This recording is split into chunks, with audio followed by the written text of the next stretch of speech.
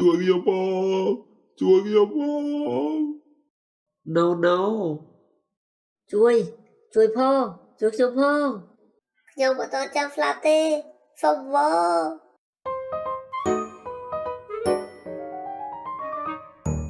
ត្រមៃធ្វើឲ្យអ្នកមានក្តីសុខ Xiang Yi អាសត្វព្រៃឯនេះហ៊ានសម្រាប់អ្នកជិតខាងខ្លួនឯងផងខ្ញុំត្រូវតែសម្រាប់ Xiang Yi ដើម្បីសងសឹកឲ្យអ្នកជិតខាងដែលស្លាប់ទៅ កុំខ្លាចអីអ្នករាល់គ្នាយើងនាំគ្នាកោះទ្វារទៀតទៅគេមិនហ្វល់អីច្រើនទៀតទេដល់ពេលដែលយើងអាចទម្លាយទ្វារចូលទៅបានយើងនឹងអាចកក់ក្ដៅ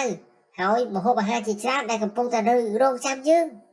ពួកយើងបានទ្រាំហើយនឹងតស៊ូជាមួយនឹងភាពត្រជាក់និងការអត់ឃ្លានអស់រយៈពេលជាកន្លះខែហើយដល់រានណាយើងអាចទម្លាយទ្វារចូលទៅបានយើងនឹងទទួលបានអាហារហើយនឹងភាពកក់ក្ដៅយើងនឹងលែងស្លាប់ទៀតហើយ បងប្អូនដល់ពេលដែលយើងទម្លាយចូលទៅបានយើងនឹងសម្លាប់ Xiang Yi 1 2 3 1 2 3 1 2 3 អើយថ្លង់ដល់ហើយតើពួកនេះនៅបុកទ្វារដល់ស្មោះណាទៀតទៅមិនឈប់បន្តបុកទ្វារទៀតទៅខ្ញុំចាក់ចម្រៀងដើម្បីលើកទឹកចិត្តអ្នកទាំងអស់គ្នា តែបន្តិចទៀតឯងនឹងគ្មានភាពក្អឺតក្តោមទៀតទេពួកយើងនឹងសម្លាប់ឯងភ្លាម ឯងត្រូវតែស្លាប់ក្នុងថ្ងៃនេះដើម្បីសងនៅអ្វីដែលឯងបានធ្វើដាក់បងប្អូនយើងទេខ្ញុំមិនអាចបន្តទៀតបានទេតើមានរឿងអីកើតឡើងទៅបាច់បានជាទ្វារនេះរឹងមាំម្លេះទ្វារនេះគឺជាទ្វារប្រភេទអីហេតុអីក៏រឹងមាំម្លេះ ក្នុងស្ថានភាពនេះតើយើងចំណាយពេលបានទើបអាចទម្លាយទ្វារចូលទៅបានទៅនេះគឺជាទ្វារសុវត្ថិភាពរបស់ធនាគារវាមានមួយដែរនៅកន្លែងធ្វើការរបស់ខ្ញុំ ចង្រៃយើងអញ្ចឹងតើយើងអាចទម្លាយទ្វារនេះចូលបានទេ យើងមិនអាចយកឈើទៅបុកទម្លាយទ្វារនេះបានទេវាគឺជាទ្វារសុវត្ថិភាពកំពូលសូម្បីតែក្របបែកក៏មិនអាចទម្លាយវាចូលបានដែរហើយបើសិនជាគ្មានកូនសោទេគឺលុះត្រាតែអ្នកគឺជាអ្នកជំនាញឆ្កឹះសោពូកែបំផុតនៅក្នុងពិភពលោកនេះបើមិនអញ្ចឹងទេយើងគឺគ្មានឱកាសអាចបើកទ្វារនេះបានទេ បកែដឹងច្រើនណាស់ភីវ សៅយីមានអាវុធប្រយ័ត្នផងចំអានេះមិនឲ្យរួចអញចឹងកើតរឿងអីហើយឈួតទេច្បាស់ជាអញអ្នករួចហើយហើយកុំធ្វើខ្លួនថ្លៃធ្នូពេកប្រយ័ត្នអញសម្លាប់ឯងមុនទៅអើសៅយីអាសត្វព្រៃឯងសំនឹងស្លាប់ណាពួកយើងរត់ខ្ញុំជាបិសាចទេពួកអ្នកឯងគឺជាមនុស្សដែលបកែបោកបំផុតវាអន់ជាងឆ្កែហើយនឹងជ្រូកទៅទៀតហេតុអីក៏មិនទៅរក់ទៅ កុំខ្លាចអីអ្នកទាំងអស់គ្នាខ្ញុំមានវិធីដោះស្រាយ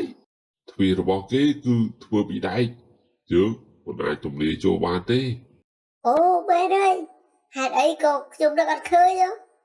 ពួកយើងគឺមានគ្នាច្រើនណាអញ្ចឹងមិនចំណាយពេលយូរទេបើសិនជាពួកយើងវាយជញ្ជាំងទម្លាយនោះ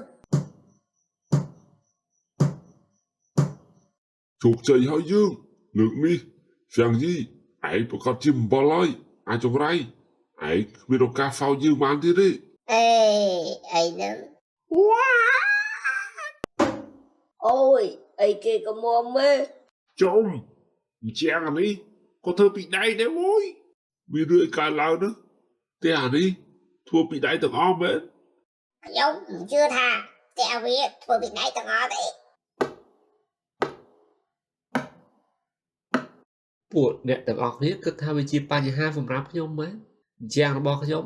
បានធ្វើមកពីដែកដែលមានកម្រាស់ប្រហែលជា20សង់ទីម៉ែត្រទោះជាកំភ្លើងធំក៏មិនអាចទម្លាយចូលបានដែរចុះទៅមកទៅធ្វើមកយូរហើយនឹងប៉ែរបស់អ្នកឯងគិតថាអាចទម្លាយចូលបានមែនខំបន្តការងារឲ្យបានល្អទៅក្រៅពីហត់ហើយនឹងអស់កម្លាំងអ្នកឯងនឹងគ្មានបានអីត្រឡប់មកវិញទេ មានរឿងកើតឡើងទៅហេតុអីក៏អប៉ែនឹងសង់ផ្ទះមកអញ្ចឹងនៅពេលដែលយើងឃើញគេចាប់ដើមសង់ផ្ទះយើងមិនដែលគិតថាគេសង់ផ្ទះមកអញ្ចឹងទេ Xiang Yi គេបានដឹងយូរហើយថានឹងមានព្យុះព្រិលឬកើតឡើងគេធ្វើទាំងអស់នេះដើម្បីការពារពួកយើង អាថោកទៀតគិតតែពីជីវិតខ្លួនឯង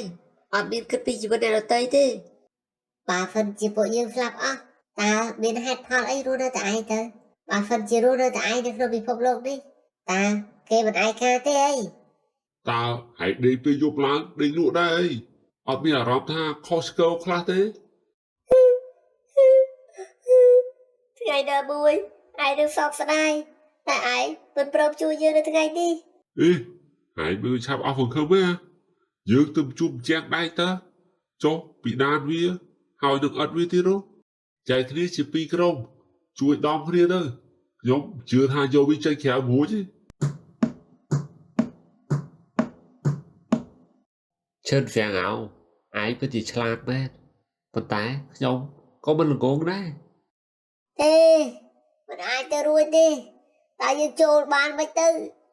ផ្នែកខាងក្រោមក៏ធ្វើពីដៃទាំងអស់ដែរផ្ទះរបស់ស្រាំងយីដូចជាហឹបដៃមួយទៅហើយទេទេ ពិតជាឃ្លានខ្លាំងណាស់ខ្ញុំមានអារម្មណ៍ថាខ្ញុំឃ្លានដល់ស្លាប់ហើយ ត្រូវហើយខ្ញុំឃ្លានសាច់ខ្លាំងណាស់ អូមានអារម្មណ៍ថារៀងក្តៅតិចដែរតាបន្ទាប់ពីយើងបានធ្វើការងារយូរបែរហើយខ្ញុំហត់ហើយអស់កម្លាំងទៀត តើយើងពិតជាអត់អាចធ្វើអីបានមែនទេស្រាំងយីអាចចក្រៃតើហើយហួរនៅតែឯងបានដល់មិនទៅបើធៀបជាមួយនឹងជីវិតពួកយើងដល់ច្រើនចឹងគ្រាន់តែលះបង់ខ្លួនឯងតើវាខុសអីហេតុអីក៏លះបង់ខ្លួនឯងមិនបាន ប្រហែលជាយើងអាចព្យាយាមនៅយកហាលខោអាវនៅខាងមុខផ្ទះគេបានដល់ពេលដែលខ្ញុំឃើញគេជួសជុលមានហាលគេបានដូរទៅជាទ្វារកញ្ចក់ដ៏ធំមួយអញ្ចឹងប្រហែលជាយើងអាចវាយកញ្ចក់ទម្លាយចូលបានប្អួយមែនហើយគឺមានប្អួយប្រកាសជាមានច្រកចេញវាមិនអាចធ្វើពីដៃគ្រប់បែបយ៉ាងទាំងអស់ទេ មែនទេឲ្យតែមានបង្អួចយើងក៏ជាអាចចូលបាន ប្រូហ្វូបលប្រូប្រយ័ត្នធ្លាក់ណាប្រូ ចុំហ្វូប៊ីមានពិតប្រកបមែនហ្វូប៊ីមើលទៅគឺដូចមនុស្សមួយក្រុមនេះហើយ បន្ទាប់ពីយើងមកបែកកញ្ចក់នេះបានឯងប្រកាសជាចប់របស់យើងមិនខានទេអាចចង្រៃអាមរុកអាត្មានិយមឯងមានពេលច្រើនសម្រាប់ទៅអឺតកតើមទៀតទេថ្ងៃនេះឯងត្រូវតែស្លាប់ ម្ហូបឆ្ងាញ់ៗដែលគេមានគឺជារបស់ពួកយើងទាំងអស់របស់ពួកយើងទាំងអស់ បន្តិចទៀតណាឯងនឹងលេងបាននិយាយច្រើនអញ្ចឹងហើយខ្ញុំនឹងធ្វើឲ្យពួកឯងក៏ក្តៅអញ្ចឹងកុំភ្លេចអរគុណខ្ញុំហូ មានអីធ្លាក់មកហើយអីគេនឹងភ្លឺអើយក្តៅហ៎ភ្លើងស្រាំងយីគប់ភ្លើងមកហើយ នេះគ្រាន់តែជាយោបល់របស់ខ្ញុំទេបើយល់ល្អគួរតែលោតឲ្យងាប់មកទៅជិលឆេះដល់ស្លាប់ ជួយខ្ញុំផង No ជួយផងជួយខ្ញុំផងខ្ញុំមិនតន់ចង់ស្លាប់ទេសុំវ៉ ចេះឆ្ងាយពីទីនេះទៅបើហ្វិនទីពួកឯងមកជិតនឹងគ្រោះថ្នាក់ដល់ពួកយើងហើយក ុំមើលទីនេះអីពួកឯងសង្គ្រោះលែងបានហើយតើយើងអាចជួយឯងមិនទៅបើហ្វិនទីពួកឯងត្រូវភ្លើងឆេះហើយចេះឆ្ងាយទៅ There's a fire starting in my heart, reaching a fever pitch and bringing me order down. អាយយក៏ក្តៅដល់ហើយតើយើងទៅព្រាបមកអានភ្លើង ទម្លាក់អាវុធចូលហ្វិនតោះយើងក្នុងគ្នាមកស្រាំងយីខ្ញុំឃ្លានចិត្តងាប់ហើយសុំបោទោះជាអ្នកឲ្យនំប៉័ងមកខ្ញុំមកកណាត់ណាក៏បានដែរ ខ្ញុំសុំបោនេះគឺជាកំហុសទាំងអស់របស់ខ្ញុំអ្នកនៅមានម្ហូបច្រើនទៀតនៅផ្ទះឲ្យខ្ញុំខ្លះមក ទោះជាលោកឲ្យខ្ញុំធ្វើអីក៏ដោយខ្ញុំនឹងស្ដាប់តាមលោកទាំងអស់ កុំធ្វើអញ្ចឹងអីអ្នកទាំងអស់គ្នាខ្ញុំមានអារម្មណ៍មិនល្អទេនៅពេលដែលខ្ញុំមានអារម្មណ៍អត់សូវល្អខ្ញុំចូលចិត្តញ៉ាំ អូយទំនងដល់ហើយមើលទៅទៅហ្វៃមីអូយគួរឆ្ងាញ់ខ្លាំងទៅឱកាសឲ្យពួកយើងផង បានឥឡូវអ្នកណាក៏ដោយដែលអាចសម្រាប់ឈិនហ្វាំងអោបានណាខ្ញុំនឹងឲ្យញ៉ាំមីប្រភេទនេះរយៈពេលមួយអាទិត្យ សម្រាប់ឈិនហ្វាំងអោគេគឺជាមេជនអន្តពាក ហេមិនបានពួកឯងនាំគ្នាឈប់ចឹងស្រាំងយីនិយាយអីទៅកាន់ពួកឯងណាចុំ ពួកអានេះវាមើលមកឯងនៅក្នុងកាហ្វេភ្នែកគួរឲ្យចម្លែកខ្លាំងម្ល៉េះអេតើពួកឯងចង់បានអីនោះឆាប់ចេញភ្លាមទៅឆ្ងាយយ៉ាអញបាញ់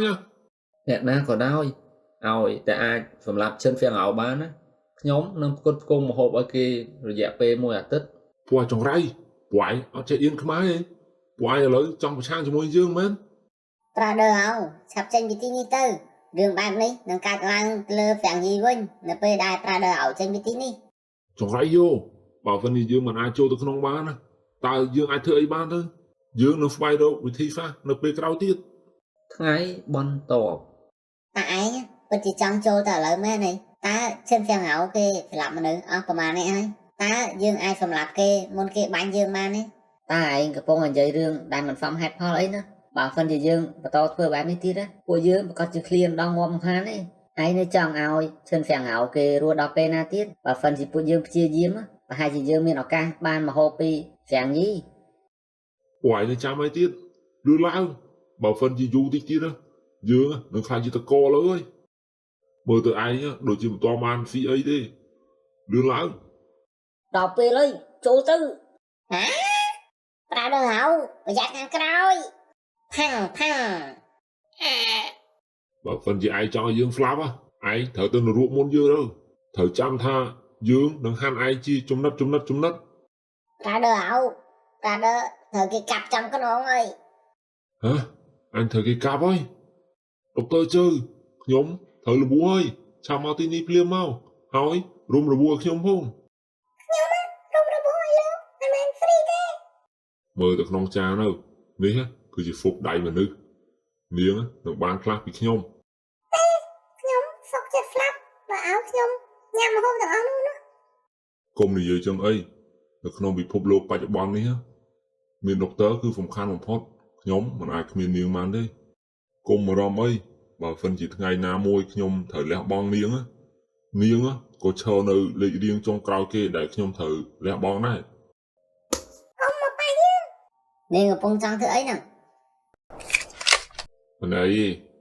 តែនាងមិនអាចទៅណាទេដរាបណាយើងមិនទាន់ជាយើងមិនអាចបន្តឲ្យមានរឿងទាំងអស់នេះកើតឡើងមកលើយើងទៀតទេពួកអាចង្រៃទាំងអស់នោះឥឡូវវាហ៊ានតតាំងជាមួយនឹងយើងហើយយើងចាប់ផ្ដើមមានការលំបាកទៅហើយ ប្រាដឺហៅយើងបានព្យាយាមទម្លាយចូលផ្ទះសាំងយីជាច្រើនដងហើយប៉ុន្តែជារៀងរាល់ដងគឺបរាជ័យរហូតផ្ទះរបស់គេគឺដូចជាស្នូកអណ្ដើកអញ្ចឹងវាពិតជាមិនអាចទៅរួចទេដែលពួកយើងអាចទម្លាយចូលទៅបាននោះ ខ្ញុំមិនជឿថាគេមិនចេញក្រៅទេយើងនាំគ្នាធ្លាប់មើលគេរហូត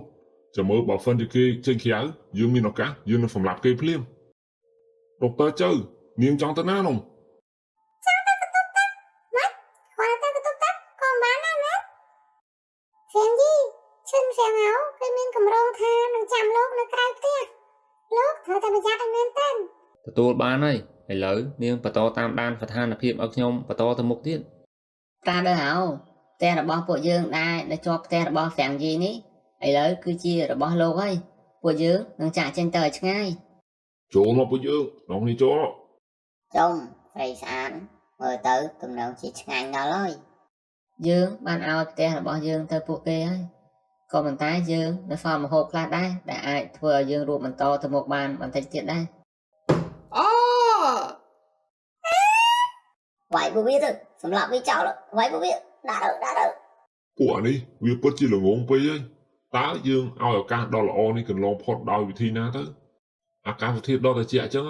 យើងត្រូវតែចេះសន្សំម្ហូបទុកឲ្យបានច្រើន